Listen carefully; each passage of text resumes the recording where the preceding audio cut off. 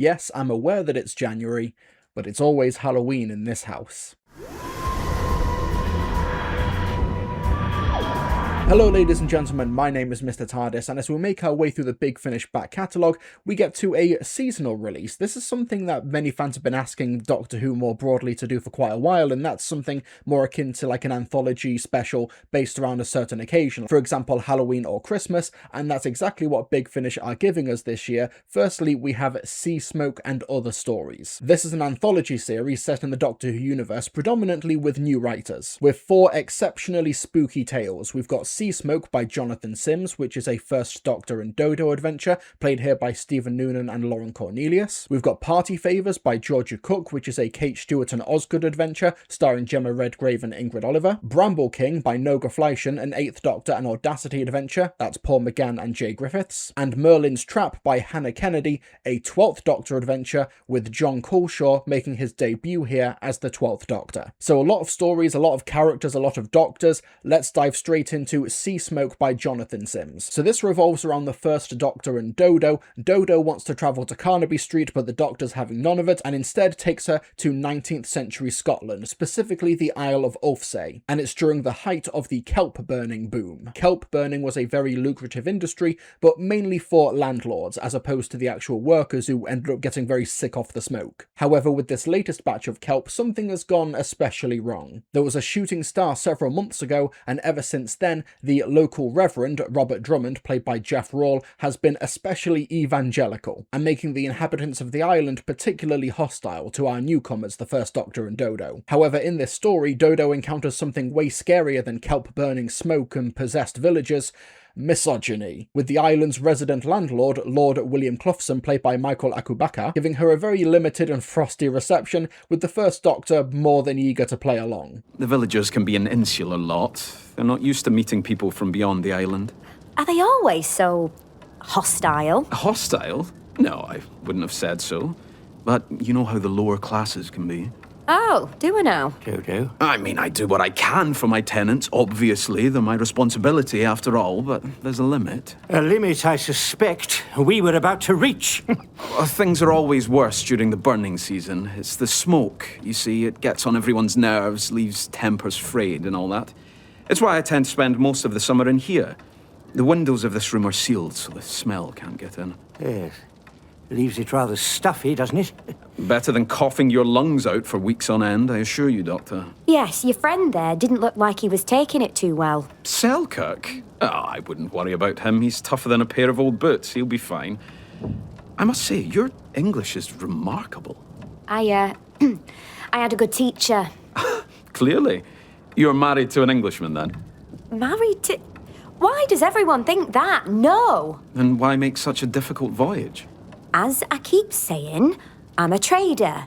We're both traders. I see. Well, Doctor, it's very good of you to indulge your granddaughter and take her along with you. Yes, well, she's very headstrong, you see. I know that some of the big inspirations of Sea Smoke are films like The Wicker Man or Children of the Corn, but for me, the imagery that was being continually provoked in my mind as I was listening to this story was Resident Evil 4 and Midnight Mass, the Netflix series. The idea of organised religion being co-opted by this supernatural force that infects people like a virus. You know, I love Resident Evil 4 and I have been playing it recently again, the remake, so maybe that's slightly on my mind. But what I really liked about Sea Smoke and what Jonathan Sims has done with the story is that it has combined basically organised religion and landlordism as a metaphor for coercion and manipulation. Like, these are two sides of the same coin in Sea Smoke, and I thought that was a really novel approach. And while we're dealing with a Halloween horror special, not all of the stories here are going to be happy endings. I think that Sea Smoke has one of the more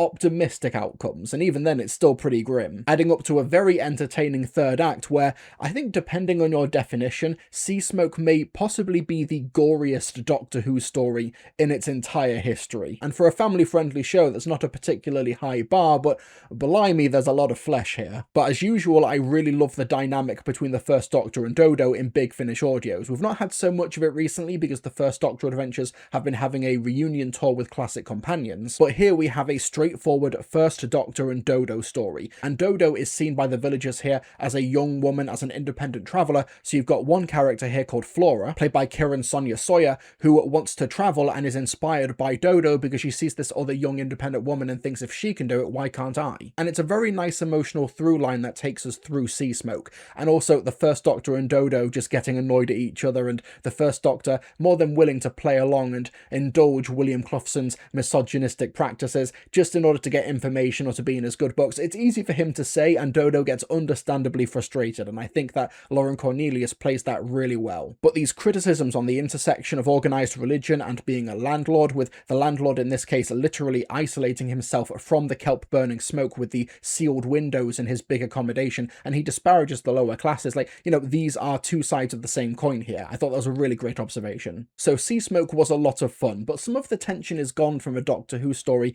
when the Doctor turns up because he's able to save the day most of the time. So what do you do when you don't have the Doctor here to save you? Well, that's what we've got with Party Favours by Georgia Cook. Georgia Cook easily being the most experienced writer as far as Big Finish is concerned on this box set, having written for the Master, for Gallifrey, for the 7th Doctor, for the 12th Doctor, 11th Doctor, etc. And here she gives us a cracking story, Party Favours. You've got this couple living in a London apartment together. You've got Bev and Annika, played by Liv Andrusia and Saffron Coomber respectively. They're getting ready to host their big annual Halloween party, and it's actually at one of these Halloween parties where Bev and Annika met for the first time. However, their relationship is becoming quite strained, they're having communications issues, and Bev is hoping to power through it and use this Halloween party as a way to rekindle the relationship. And Bev sends an invite to the reclusive, noisy neighbours upstairs, unaware that it's some other threat. And I'm going to give a mild spoiler warning here, because the main threat of the episode is not mentioned on the blurb on the website or on the CD.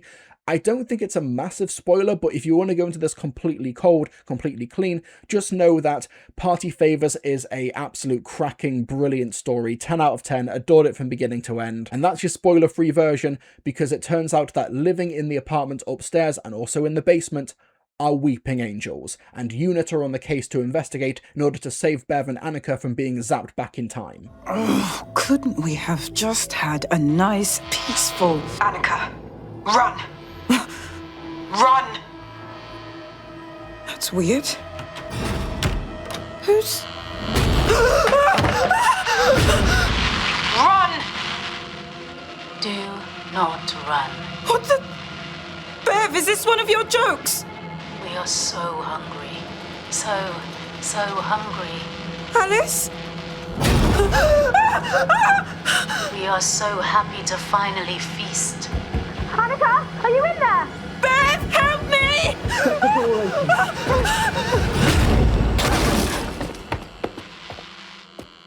She's gone!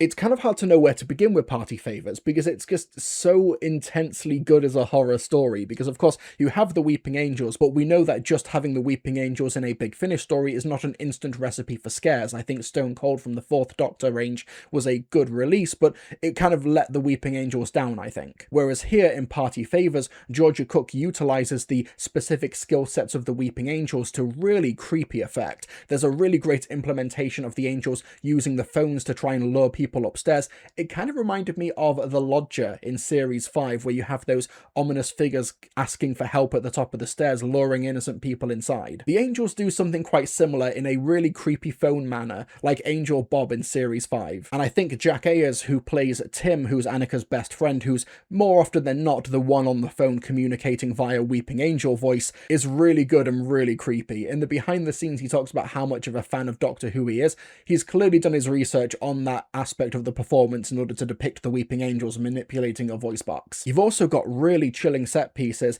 like we get a first-person perspective on what it's like to be zapped backwards through time and how disorientating that can be for someone who doesn't know what the Weeping Angels are about. And the way the angels are able to manipulate time and the very setting of the house that they're in, the shared apartment block, how they use that in order to effectively create a charnel house. Zapping people back in time and then using those people in the basement to draw pictures of Weeping Angels in the walls so that the weeping angels can then use the image of an angel to become an angel and then come out and grow. Like, such great ideas, and I feel like I haven't even talked about half of the interesting implementations of weeping angel abilities in Party Favors. It's so clever, and I was continually impressed with these new perspectives and these new ideas that Georgia Cook was giving to these creatures that have been on screen for nearly 20 years in the TV series. And when it's revealed what the source of the noises upstairs and downstairs are and how the weeping angels are behind it, like, so creepy, almost bordering on existential. But at the heart of it is this relationship between Bev and Annika, and I think that Liv and Saffron give really grounded, effective performances. You really believe that this is a couple who do, or at least did, love each other, but have kind of fallen into these habits that come with adulthood, that come with responsibilities and a comfort of a 9-to-5 routine, and how it's caused them to drift apart. And I really loved the ending. Oh yeah, and Unit are in this as well. They're mainly a point of utility, just having someone on hand to explain who the Weeping Angels are and what they do so that Bev and Annika are not completely lost. But if you're going into this story expecting a proper Unit story, you are going to leave disappointed, but I think in its place is a really brilliant relationship drama that has genuine horror to it. Now for the third installment, we have Bramble King by Noga Fleischen. Noga Fleischen is the producer of this particular release, and she's also the producer of the 13th Doctor Adventures and also the Missy Adventures for Big Finish. And Bramble King, for my money, is the most conventional of these 4 stories. That's not necessarily a bad thing, but it is a standard Doctor companion adventure where the 8th Doctor receives a telepathic distress call, so the 8th Doctor and companion Audacity answer the call, and they wind up on a ship called Walpurgis 9. It's a cargo ship that is drifting powerlessly through space, occupied by Geistal, who are these tree people from the planet Armelia. The crew are very keen to keep their cargo under wraps, whilst the Doctor and Audacity are very keen to help. However, they get more than they bargained for when they discover the Bramble King, which lies at the heart of a family struggle. Testing. Can you hear me over there? Who's that? It's coming from our internal comm system. That's not possible. The power's still down. Am I speaking with the crew of the Walpurgis 9? You are? Who are you? I'm a doctor, a traveller, and I'm here with my friend Audacity. Hello there. We are so sorry for the collision. That was you. Wait. How are you speaking to us right now? Our communication hub is... Offline, yes, I can see that. I'm using my ship's communicators to hijack and power your system remotely. I hope that's all right. Seemed more polite than just hopping over. What do you want? Well, to apologize for starters, but also to ask if you might need assistance. No, thank you. Are you a mechanic? Gretchen. Not to toot my own horn, but I am something of an expert when it comes to failing ships and dire situations. Oh, that is certainly true. We are fine, thank you. Otto, we are in over our head, and he just got our comms to work on a whim. We don't have the oxygen to spare. Maybe they don't need it.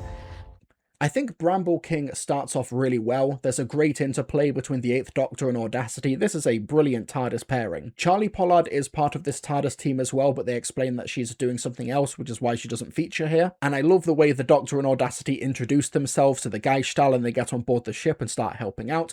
I just think that the second half of the story, it loses a lot of that charm, and I think the characters lose a lot of those witticisms. I also think that while the Bramble King's identity and his motivation are really interesting, the way that he actually manifests as a character, as a presence within the story, comes across as really generic. Bramble King still clearly has a lot on its mind though, it's talking about, part toxic masculinity, part anti-war, and I think the world building with the Geistal in the first half is really interesting, but like I said, I just found the family dynamic a bit generic and the characterization a little bit flat. A really strong first half, I just really found it lacking momentum in the second half. I think it kind of landed with a bit of a thud. However, the 4th story of this set is Merlin's Trap by Hannah Kennedy, and I kind of had the opposite issue here to Bramble King, where I thought the first half was really weak, but then as it went on, it really captured me. But let me back up. Firstly, we have another couple here. We have Lainey, played by Lucy Jane Quinlan, and Flo, played by Kimberly Cochran, and they are leading a cave expedition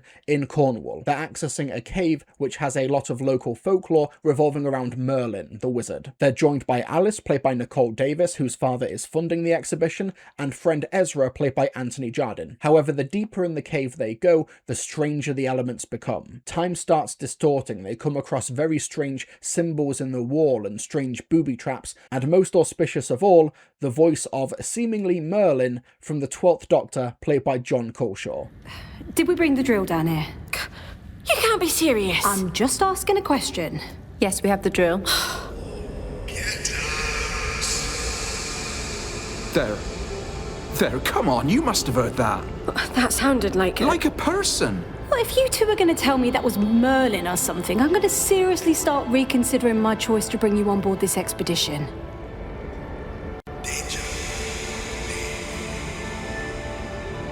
That is a person, Lainey. It's bats. I've never heard a bat say danger before. You were danger too. Loud and clear. Oh,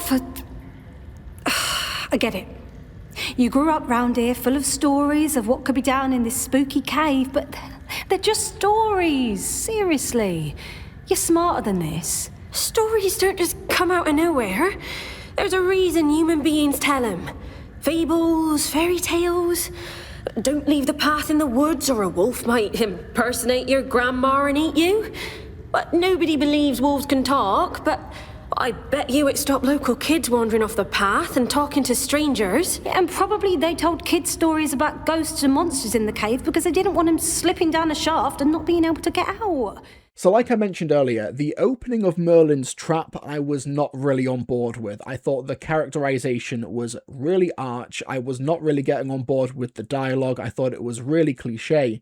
But then as the story progressed and the tension starts ratcheting up, similar to like The Descent, when strange things start happening in the claustrophobic caves, you know, all of their watches stop at the same time, they can hear their own voices saying things that they haven't said yet, like reverse echoes, and these strange booby traps left by Merlin in the cave, you really feel the tension and you really start feeling sorry for these characters. And it's a story like Merlin's Trap which kind of makes you realise that the Doctor Who universe from the outside, you know, just from the average member of the public, must be absolutely terrifying, because as a viewer, as a listener, you probably already know exactly what these voices are, you know exactly what's causing these time anomalies. Basically, when you hear the 12th Doctor's voice in the story, you have basically figured out 80% of the story already, and I've got to stress, that's not a criticism, that just comes with the territory of being a Doctor Who fan, or someone who is aware of Doctor Who before you listen to this story. But I think Hannah Kennedy has done a really good job at putting you in the perspective of someone who doesn't know any of this stuff and how terrifying it can be and how existential it can be, with some really effective timey-wimey elements and a very strong and tragic ending. It's able to overcome what I thought was a pretty rough start to be a genuinely exceptional hour of audio. And you folks probably want to know how good Jon Culshaw is in this story as the 12th Doctor. Well, he's a brilliant impressionist. We already know he can do Peter Capaldi's voice, but as a performance, it's really effective here. I think that it's a great way to sort of ease him into the role by having this sort of ominous booming whispering for the first half of the story, and then when he becomes more of a fully fleshed out character in the third act of the story and actually makes himself known, by that point you've already accepted someone other than Peter Capaldi or Jacob Dudman playing this role. And I think it's a really good ending and a really good character piece for the 12th Doctor, and just how up to here he is with humanity. You would have seen a great lot of stupidity. You would have seen so much that just drives you absolutely insane. Of course, you're going to express yourself that way. The time of holding back one's frustration was for the third Doctor era. Or maybe the fourth would just sort of, oh, for heaven's sake. But by the time of the 12th, you might have had it right up to here. There'd be no reason to hold back. And that's a beautiful aspect to the 12th Doctor. And watching that era again, wow, what a blessed and golden, precious era in the history of Doctor Who that is. This is Hannah Kennedy's first credit for Big Finish, and she's got another one coming up in the upcoming Unit Era's Hostile Universe box set. She's writing the third story, The Life and Death of Private Eddie Wise, and I'm really looking forward to that now because I think that she's really solidified herself here as a Doctor Who writer to watch. Overall, Halloween, Sea Smoke and Other Stories, this was a really good box set. With, for my money, Party Favours and Merlin's Trap, the ones that feature the Doctor the least were the head and shoulders standout standouts here, although I did really like Sea Smoke, and Bramble King has moments to enjoy. Because this is a Doctor Who branded box set, there really is a limit to how scary and how terrifying it can go, but stories like Party Favours really did send a shiver up my spine. This was a really strong box set. It might make top 10 of the year, I don't know, possibly. And what you're seeing in the background is not a weird shadow, but Winnie has jumped up on the bookcase. Come on, Winnie. 1 second, let me get that out of the way. Try now. There we go, good girl. But yeah, Sea Smoke and Other Stories is a really strong variety pack with really chilling stories, and I think it's great that Big Finish used this opportunity to highlight some new writers for Big Finish. But anyway, that was my review of Doctor Who Halloween, Sea Smoke and Other Stories. What did you folks think of the box set? Let me know if you've listened to it down in the comment section below. Also, I want to know in the comment section, what is your scariest Doctor Who story? I want to hear all about it in the comment section below. Hit the like button while you're down there, subscribe for more Doctor Who Big Finish reviews, and folks, I'll see you all next time.